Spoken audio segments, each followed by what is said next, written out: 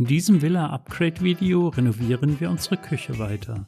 Wir schneiden ein Loch in die IKEA-Arbeitsplatte und bauen Spüle und Wasserhahn ein, damit wir endlich nicht mehr in der Badewanne abwaschen müssen. Es geht los!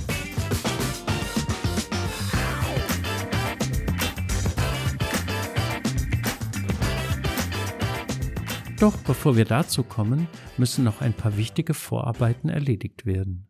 Der Stromanschluss und das Verputzen einer beschädigten Wand. Also keine Sorge, es wird spannend. Lasst uns gleich loslegen. Bisher mussten wir uns mit provisorischen Lampen behelfen. Das war ziemlich umständlich. Nun ist es Zeit, den Strom richtig anzuschließen und für eine angemessene Beleuchtung zu sorgen.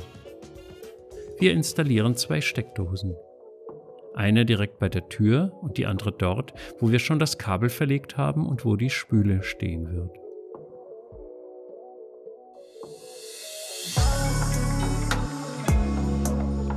Kleben eine andere Steckdose zu, die brauchen wir nicht.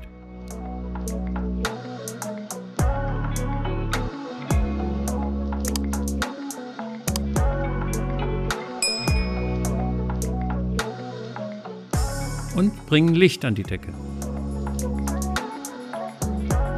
Nachdem wir die Vorwand entfernen mussten, haben wir nun eine beschädigte Wand. Die muss bearbeitet werden. Wir gehen Schritt für Schritt vor, um die Oberfläche wiederherzustellen und eine glatte, einheitliche Optik zu schaffen. Erstmal tragen wir den Haftgrund auf.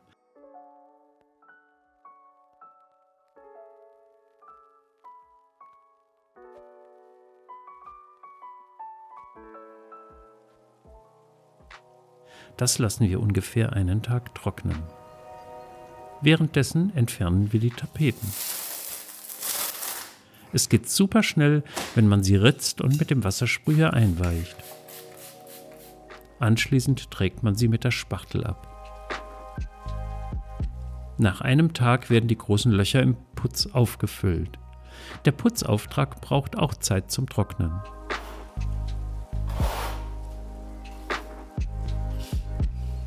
Eine fertige Oberfläche entsteht aber erst durch eine weitere Schicht. Das zeigen wir in einem anderen Video. Jetzt geht es ans Eingemachte.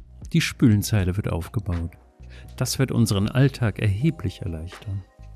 Dank des IKEA-Plans wissen wir, wo alles hingehört und können mit dem Zusammenbau der Schränke und der Platte beginnen. Bei IKEA haben wir nur die Schränke und die Platte bestellt. Alles andere haben wir woanders besorgt. Zunächst stellen wir die Unterschränke auf, um genau zu sehen, wo der Ausschnitt für das Spülbecken hingehört. Feinheiten wie Türen und Dekoration folgen später. Mit einem Akkuschrauber geht die Arbeit zügig von der Hand.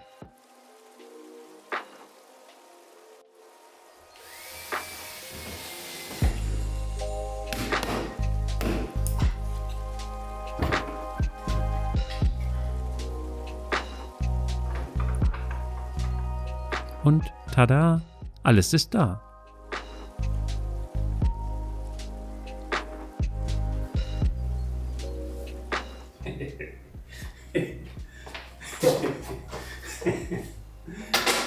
Da nimmt einer gerade Besitz von das alles. So Leute, heute will ich weitermachen an der Arbeitsplatte hier, also die zurechtschneiden. Dazu muss ich noch ein paar Vorbereitungen treffen. Eine Vorbereitung habe ich schon getroffen. Ich habe mir noch einen Schrank geholt. Also einen Korpus, den werde ich zusammenbauen, weil ich muss die Arbeitsplatte irgendwo auflegen zum Schneiden und da werde ich diesen Schrank benutzen.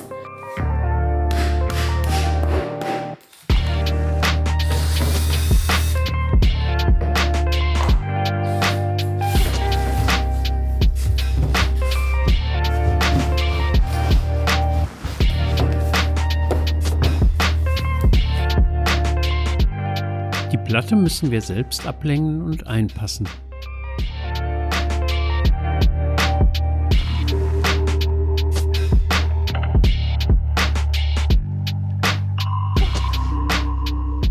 Dabei säge ich von unten, damit der Schnitt nicht ausfranst.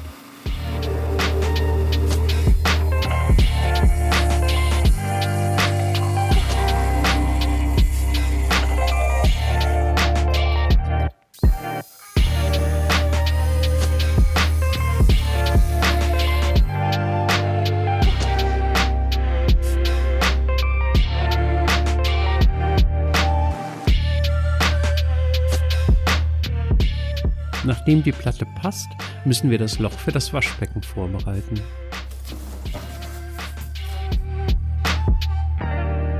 Nach dem Abmessen und Anzeichnen bohren wir 4 Löcher, damit ich die Stichsäge ansetzen kann.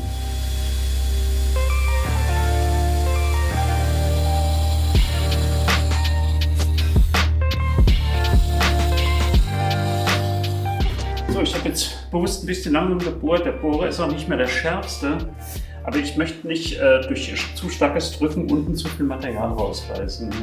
Weil man muss ja nachher die ganzen Schnittflächen versiegeln, also gegen Wasser, und wenn jetzt unten noch Beschichtung abplatzt, ne, wäre das jetzt nicht so hilfreich dafür. Und hier schneide ich wieder von unten.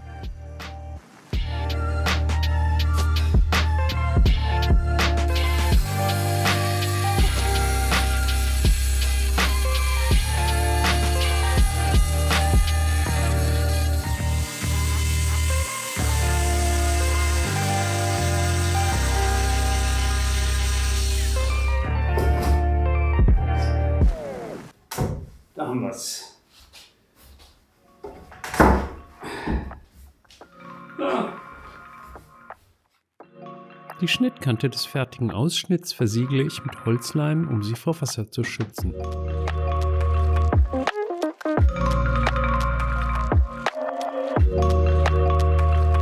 Und jetzt kommt das Waschbecken rein.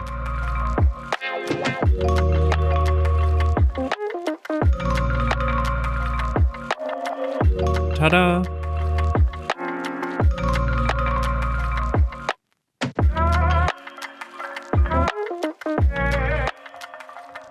Das passende Loch muss Schritt für Schritt gemacht werden. Zur Probe steche ich ein kleines Loch, dann klopfe ich mit Schraubendreher und Hammer das vorgestanzte Material weg. Anschließend knabbere ich mit einer Zange und arbeite mit einer Metallfeile. Damit nichts kaputt geht, muss man geduldig sein und die Schritte mehrmals wiederholen. Das war jetzt echt ein hartes Stück Arbeit. Das Feilen gehört mit zu den anstrengendsten Arbeiten, die man sich vorstellen kann. Jetzt montieren wir den Wasserhahn zusammen und setzen ihn ein. So. Autsch. So, zusammen diese Hülse reingedreht, hier der Sockel, da ist die Dichtung drin.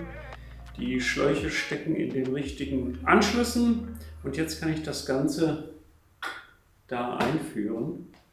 Der Wasseranschluss lief nicht glatt. Wir mussten ein Verbindungsstück besorgen, dann fehlte noch eine Dichtung. C und B Schläuche kommen an das Untertischgerät. A kommt ans kalte Wasser. Und da ist der Schlauch zu kurz. So viel steht fest. A ist auch noch der kürzeste.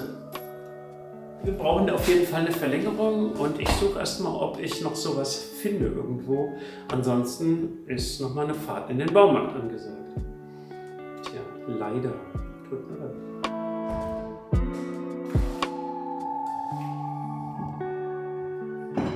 Ich habe zumindest 2 Dichtungen gefunden, die gehen können.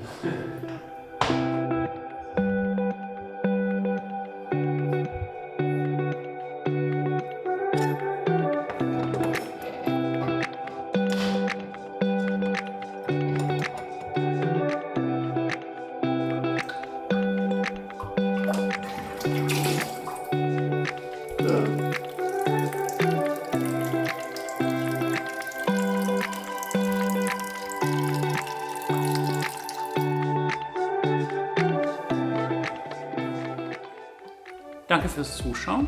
Im nächsten Video seht ihr, wie wir die zweite Küchenzeile aufstellen, die Arbeitsplatte montieren und das Kochfeld einpassen und anschließen.